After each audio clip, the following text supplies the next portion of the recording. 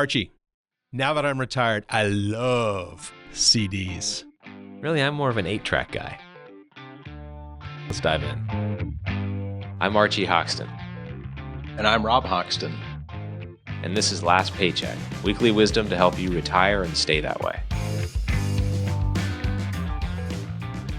Welcome back to the Last Paycheck podcast. We're your hosts, Archie Hoxton and Rob Hoxton. And today we've got a topic for you that comes up a lot, especially in the last year and a half, and that's certificates of deposit. What's a certificate of deposit? I mean, let's just break it down as simply as we can. That's a great question. So it's essentially a certificate of deposit is something offered by a bank. You put money, you deposit money with the bank. They get to hold on to it for a certain period of time, and they might use that to lend out for mortgages or business loans, personal loans, what have you. In exchange, they pay you interest. Now, if for a fixed period of time, and right. In the old days, and still sometimes with community banks, you actually get a certificate. It's a piece of paper that says, Archie, you just gave me $10, and for the next 13 months, I'm going to pay you interest at this amount. And when that 13 months is up, it'll renew or it'll mature, and we'll add the interest at that point. Yeah. Right? Exactly. Now it's a little different. It usually just shows up as a line item on your statement now. But right. Or your online banking, you'll see it there. Yeah. The catch is, so it sounds great. You make interest. Generally, you'd make more than you had when you would if you had a checking account, potentially a lot more. And there's a catch, though. You can't pull that money out without penalty before the end of the time period. Usually you forfeit the interest that you would have gotten if you had held it to maturity, right? Right. Now, some of them do have, if you get them from like your community bank, sometimes there'll be a one-time free withdrawal sort of clause in there just to make it more friendly. If you're a nonprofit, that's often the way it works. But neither you nor I are nonprofits, and most of our listeners probably aren't either. So that's something to be aware of. Yeah. What about FDIC insurance? So FDIC insurance, for those of you who aren't aware, this is a government insurance program that is there to protect bank deposits. So generally speaking, for any deposit, if that bank were to go under and those deposits would be gone, the government insures up to $250,000 per deposit, per person, I guess. And a CD qualifies under that. So your checking account, savings account, certificate of deposit, or CD, those all are the kinds of arrangements that have FDIC coverage to protect from, like what happened earlier this year with Silicon Valley Bank and some of the other banks that fell apart. It's interesting, though, even though the FDIC limit is $250,000 per account registration, so you couldn't go to one bank and open 2 accounts in Archie Hoxton's name and get $500,000 for that kind of coverage, right? But even though the limits were $250,000, the government basically promised, in the case of some of these bank failures, that they would backstop the banks in an amount over that. Right. So we've talked on the show on occasion about we're likely to see that $250,000 FDIC limit increase. And if for no other reason than the government insurance facilities should be collecting premiums from the banks if they're actually going to de facto provide that coverage. Right. So absolutely. Anyway, so I'm getting into the weeds a little bit too much on what a CD is and what makes them attractive and what makes them sometimes not so attractive.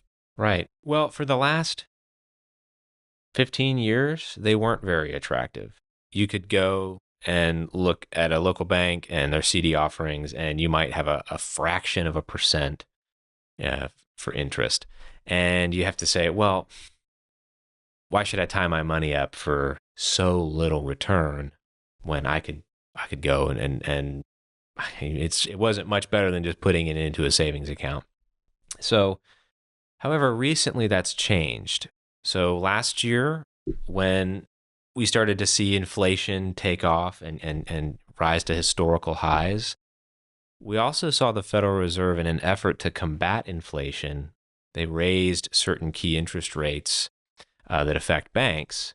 And whenever that happens, typically you get sort of almost a trickle-down effect where interest rates that the bank offers to depositors and interest rates that the bank charges to borrowers for mortgages or personal loans or business loans and all of that, they all go up. So what we saw was a very steep rise in certificate of deposit interest offerings. So all of a sudden, CDs are attractive again. Yeah, and it's a very competitive environment out there right now. So I mean, banks are looking at what their competitors are doing, and they have to maintain this margin between what they pay depositors for their money and what they charge borrowers to lend the money to them. And so the wider the margin, the more money the bank makes, right? Right. But they know that they have to be competitive with the bank down the street. Or if they're brokered CDs, which are put out through, your broker, or your investment advisor, and then, like when we look at, if we go to one of our custodians and we look at the list of available CDs, there are banks that we've never heard of from all over the country. They put their rates out there. They can see what the prevailing rates are, and so it's a competitive thing. Right. Yeah, and so one common practice, for to get plenty of FDIC coverage might be going through a brokerage operation and saying, I have $500,000. I want to buy a CD for $250 with this bank, for $250 with this bank.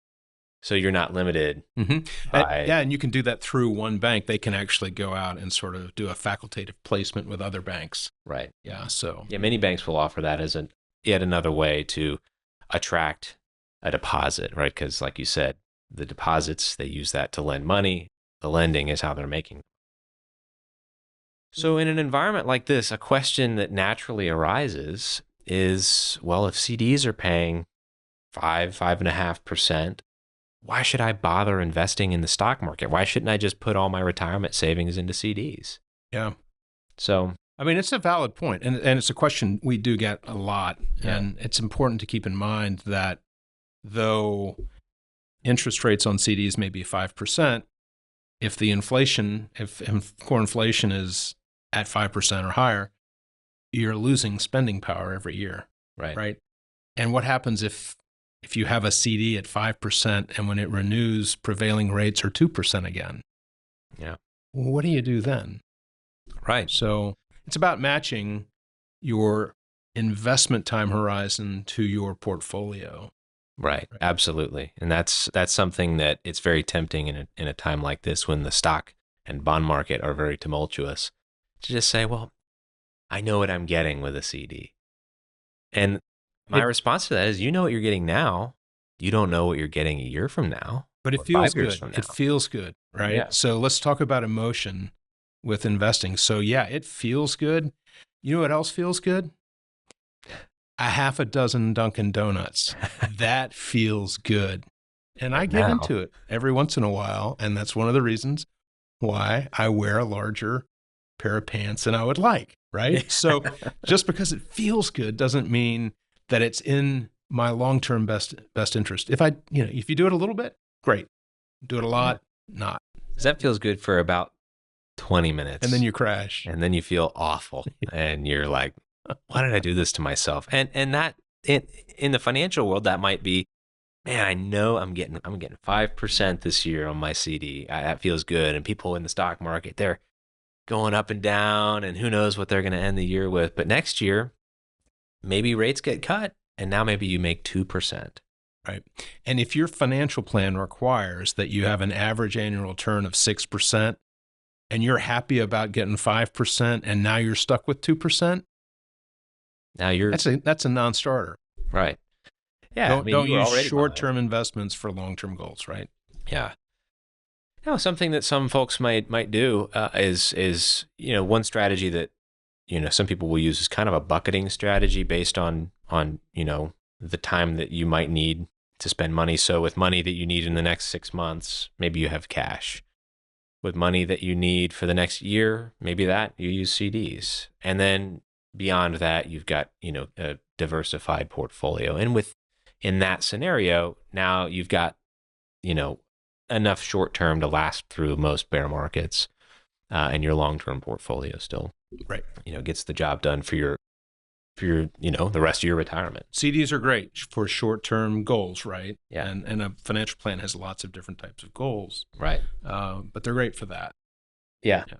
Absolutely. So, and you mentioned we talked about this, and there's actually a term for it. It's in the industry, we call it reinvestment risk. And it's a real risk that you need to think about with CDs, and that it's the risk that you can't reinvest at the same rate and you lose. Again, you're thinking short term, you're not thinking about long-term goals. Without risk, unfortunately, in the reality of things is that risk and reward have a relationship to one another.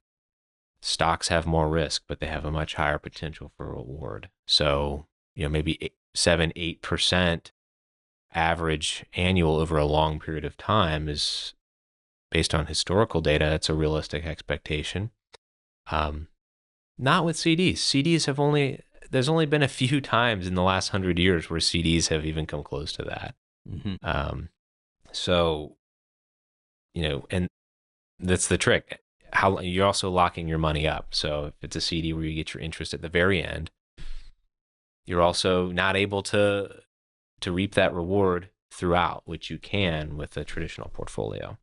So I have quite a few clients who we helped them buy CDs this time last year in the fourth quarter. They just were like, Rob, I've got this excess income I would normally invest, but with the bear market, I'm feeling really uneasy. Can you help me find a good rate on a CD? Which we did. Of course, we don't have any vested interest in how your money is invested, right? As financial advisors, the way we operate, at least. So yeah, I mean, our job is to help you meet your goals and do it in the way that's most comfortable for you. So a lot of these people that we helped get CDs, they're coming due now. They're maturing. And so we're going back to the market. We're talking to the client and asking, what is your inclination with these funds? We have a market that has changed over the last year. Bonds actually look, in many cases, quite attractive. And should we begin to reinvest these funds that you earmarked for CDs, or do you want to buy CDs again? And not surprisingly, the answer tends to be, let's get some more CDs.